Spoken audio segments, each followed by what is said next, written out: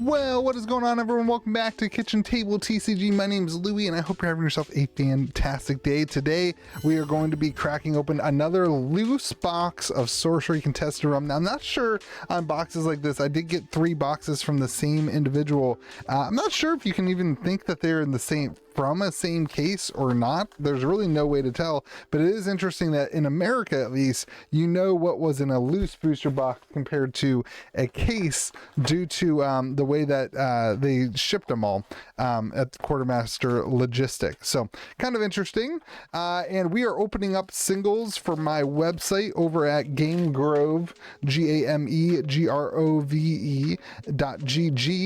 where we have a ton of sorcery singles available. You can build decks, you can look for your rare foils, and you can pick up all the cards you need, like Grapple Shot, one of my favorite ordinaries in the game, and a card that saw a lot of play. One of the top cards played, actually, one of the top 10, I think, cards played in the Gen Con tournament, which was kind of cool. Giant Shark there for Josh, and Assorted Animals. Check out that art. Really cool. How many animals are in that thing? Leave a comment in the comment section. Frame it right there and count and tell me how many animals are in that picture. I would love to know how many assorted animals are in the Assorted Animals picture. We don't have time on the video to count that, because honestly, these box openings take like 18 to 20 minutes, and it's hard to fill it all with content for you. So I thought what we could do is talk a little bit about the Gen Con tournament and give you some just thoughts based on their findings and their standings and what they shared. I've kind of got it pulled up next to me as we talk about it. First off, Death Speaker. Oh, as we get a browse here, check this out. Look at this browse. Gorgeous card. Look at the next 7 spells. Put one in your hand, the rest in the bottom. Pretty good card for a 1 cost. Now the thing is, it does cost 3 threshold, so you can't just play this on turn 1 because you need that 3 threshold. And that's another really interesting mechanic in the game where they Grapple Shot again. Boss Troll, a really cool, interesting mechanic in the game where they can scale things differently because of that threshold cost. I kind of like it. Kind of like it a lot. Squirming Mass here. So Death Speaker was the #1 avatar played by a pretty considerable amount. And then the next one was Sorcerer, and I thought that was really interesting because Sorcerer is your every person card. Like, everybody gets one in the box topper. They're a common in the theme, and I kind of wondered if that was due to it being so much easier to acquire, if that was one of the reasons that Sorcerer was there. But also, Sorcerer is a pretty good card too. You can tap to draw a sight, or you can tap to draw a spell, and draw abilities in TCGs, man, they are powerful. It is powerful to be able to draw a card. Firebolt's there, absolutely gorgeous card. Look at that guy's eyes. The detail in this game is amazing. Our first foil, really cool. So I think like it's kind of a cool mix that one of the most powerful one of the most powerful avatars are such an easy card to acquire. I've kind of said that I think all the avatars should be just tokens, and I kind of wish they did it that way. They didn't do it that way. That's fine. It's not like the end of the world, but that'd be my preference. But it's cool to see like the cheaper card be kind of sought after. But Death Dealer was #1 at the end of the day. King of the Realm. Death Dealer was King of the Realm at the end of the day. Our first unique. And then we had 2 of the avatars, the Avatar of Air, the Avatar of Earth and the Avatar of Fire. And Avatar of Earth has been a popular deck for a while. I would say about 40% of the decks that are built within my website, the cards that we ship that feel like decks, right? The Immortal Throne, another unique. I would say about a good chunk of them end up being cards that are mostly Earth. It seems like Earth is one of the more pushed colors or whatever in this current set. And that's kind of fun to look at and to see.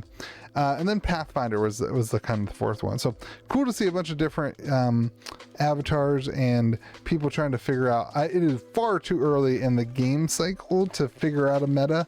Far too early, even in really in the release of the set to figure out a meta, and then the game is just too expensive right now to play in order for everybody to weigh in on what they think a meta should be. So at the end of the day, ooh, a night Dead of the Night Demon. Look at that thing. Gives yourself some nightmares there. Crazy. Look at that card. Again, look at the depth on the artwork. They just do, man, they just do such a good job in this artwork. All right, let's see if we can get Curio. A lot of people say that the Curio is found in the bottom right section of the box. Let's see if that ends up being true for us as we pull a Curio for the first time, hopefully on the channel. Twist of Fate, really good card. That's a good unique. We've gotten some good, I mean, Immortal Throne's another good one that a lot of people like. We've gotten some good unique so far. Some of those Curios are so good looking too. They're so cool. I would love to pull one of like the change of art cards, where you can, I mean, Eric's Curios, the Curio in that one, obviously with the sketch, everybody wants that, but even just like the change of art cards that didn't make it, I think that would be really cool. But we'll see. Maybe someday we'll pull a Curio. Screaming Skull, look at that, absolutely gorgeous. So with beta release, though, it'll be really interesting to see as more and more people get involved in the game, the gameplay elements, a meta come to be, and cards, you know, right now you're still kind of valuing things based on, you can kind of see a little bit of the more popular cards coming up and down, but you're really basing everything value wise on a collector game right now. And that's going to shift. And everybody needs to understand that that's going to have to shift into a player focused market.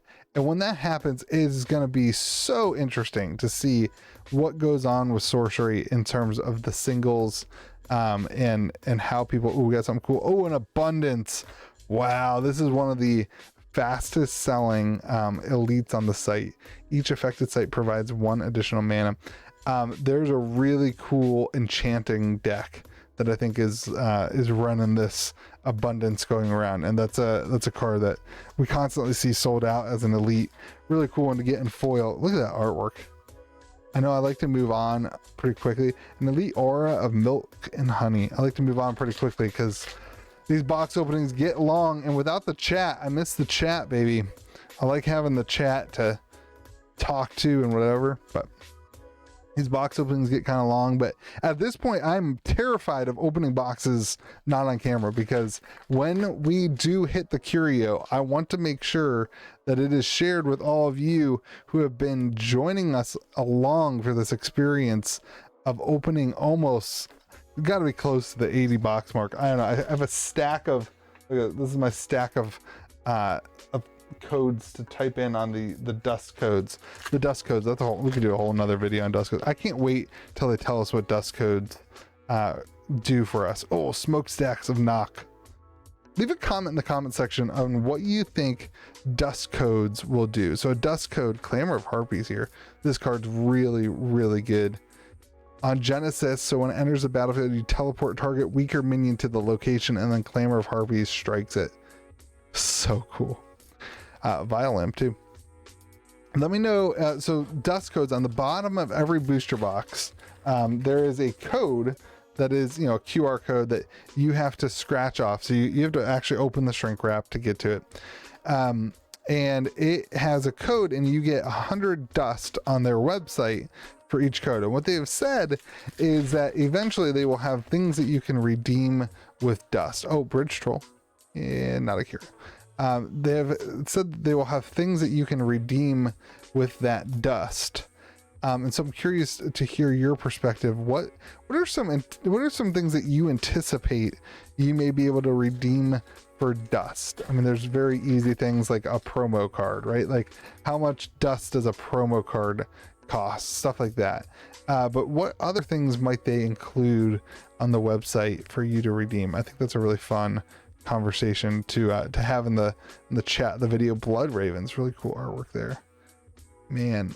The detail and time that goes into a piece of original art, hand painted for something like that, must be wild. It always makes me so aware of how untalented I am when I see people who can create things like that, and here I am just cracking open packs, digging for it. Yeah, I don't know. I think I would love to see them utilize the dust system a lot in tangent with the LGSs and with events, and I'd love to see that become a way for people to not just get like a promo card at their event, but that's good. You know, you come to your event, you win a card, you win something, you win some packs, but you actually win that dust codes, and I know they're going to do this, and then you can save up your winnings in order to get something pretty cool, like, I don't know, in my mind, like an uncut sheet or a full-size card or something like that. Not full-size, but an oversized card. Ooh, a seer. All right, this is our first avatar of the box. Crazy. Seer is cool. It's interesting to see. Seer was about the 6th avatar there. So there's a Seer water deck that's going around that's pretty cool. Interesting to see that. Grapple shot again. Ooh, another troll. I was told that there was a common troll that also had the Curio on the back. I have not seen that, but I was told that happened. So I trust the source. We'll see if that ever ends up being true or not. But infiltrate. I know a lot of people were asking in another video, like, why do you keep flipping over the common trolls? It's only on the exceptional troll, but that root spider just gets me every time. It gets me every time. Boss troll. No Curio.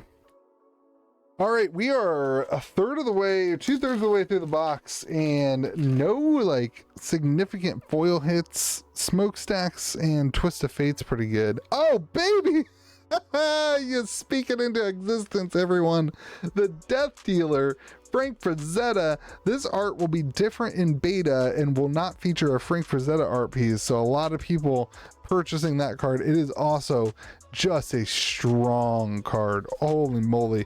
On Genesis, you kill all other minions. Absolutely crazy. You end up with a 4 damage, and on top of that, you can replay that with the Death Speaker, and that can happen, which is just absolutely wild. Then you're board wiping twice, leaving yourself with something. It's almost like Cyclonic Rift in Commander for Magic the Gathering. Oh man, and a Sinkhole. 2 very good packs. Sinkhole, an incredibly powerful card. You can sacrifice it to destroy nearby site. Really good, because in this game the sites are not just resources. They don't just operate as a way to play other spells. They are actually very strong in and of themselves in terms of affecting the game and interacting with the deck. And so that Sinkhole card, to be able to destroy another target site, can really save you in a lot of different areas of the game, and can trigger things and cause things to happen on your side that are pretty cool. So I think we'll see a lot of people playing around with that Sinkhole. An Elementalist here. Beautiful. The 4-color Good Stuff deck that we played on the stream is still my favorite deck to play. Super strong, and that Elementalist is powerful. To be able to run every single card in the game, and you know, you don't have a special ability other than that, but man, that is special enough to do. We will have more gameplay footage. I know I keep talking about it, I keep saying it. I feel guilty just doing box openings, but the way my life is right now, we're just busy, and we'll slow down once we get out of summer. Summer is a scam. Curiosa. Cave Trolls, another one. No Curio. I really don't like that Curio, man. To have to turn around those cards, I don't like it at all. All right, we're almost done with this box though. Divine Healing, a Maddening Bells. Cool artwork there. We got another foil. And another Mortality. I think we saw this in the last box. I think this is the support, the LGS support has a lot to do with the Mortality. I think there's a playmat maybe. Really cool that they're doing that too, and it's great the way that they are doing the organized play support is based on the number of boxes stores are buying, so it scales with their commitment to the game, and it scales with the way that they anticipate the number of players they're going to have. I think that's really good. You know, sometimes with other games, you have such a large community for it, and it's hard to get the promos, and it's hard to get the stuff to support, so it's kind of cool. Atlantean Fate here, gorgeous card, very powerful card too. Cave Trolls, Curios. Anyway, it's cool to see that organized play kit coming out. Excited about that. I'm so excited for beta. I mean, alpha's fun, and obviously opening these boxes has been an honor, and it's been a lot of fun to experience that with you guys. I'm just excited for like everybody to constantly get the ability to do this and not just have to watch videos of somebody opening a box, but to be able to just pick up a box. It's, you know, 120, 130, 150 bucks and open it up and not have to worry about the financial side of it as, you know, as much. I know for some people 150 bucks is, it's hard. But man, for more people to be able to just enjoy the experience, I'm just so excited. So, all right, 2 packs left. This box, Death Dealer is really good. Smokestacks is really good. This box is pretty good. I'd like to see one hit here in the end. We should still have a unique here in our last pack because we're only at 6 uniques, which is not a lot. We should have one unique here in the close, I would hope. Foil wise, we did pretty good. Abundance and Sinkhole's pretty good. Again, the last box was very similar. It's not like the box is not a home run. Ooh, Nimbus Jin. So no final, only 6 uniques is not great. 6 uniques is not great. Oh, but we get the Planner Gate. Oh, man, another 3 unique foil or 3 elite foil box. So Planner Gate's a really gorgeous, beautiful card. And that's pretty dang good. No curio in the close there. So let's do a quick recap, because what an interesting box if you've been here on the channel. Death Dealer counts as at least 2 uniques. I mean, you're killing it in terms of value with Death Dealer, but only 3 uniques, or only 6 uniques, which I'm not sure that's ever happened before, that we haven't gotten 7 to 8, unless I missed one. But then we get an elite Planner Gate, an elite Sinkhole, very, very strong, and an elite Abundance. So 3 very, very, this Planner Gate, I'm not sure many people are running Planner Gate. Void Walk though. I mean, Void Walk's pretty good. But Sinkhole and Abundance, 2 cards that see a ton of play. So really cool iconic cards for the game. But all right, if you're looking for singles, head on over to gamegrove.gg. We'll keep opening them as long as people are still buying them. We'll keep having fun with you all, and have yourselves a great day. Remember, it's just cardboard. It's gonna be so much fun to watch people enjoy more of it with beta, and man, I have such high expectations and high hopes for this game in terms of giving people a ton of joy and playing, and I'm really excited about it. So have yourselves a great day, be kind to the people around you, and we will see you again next video.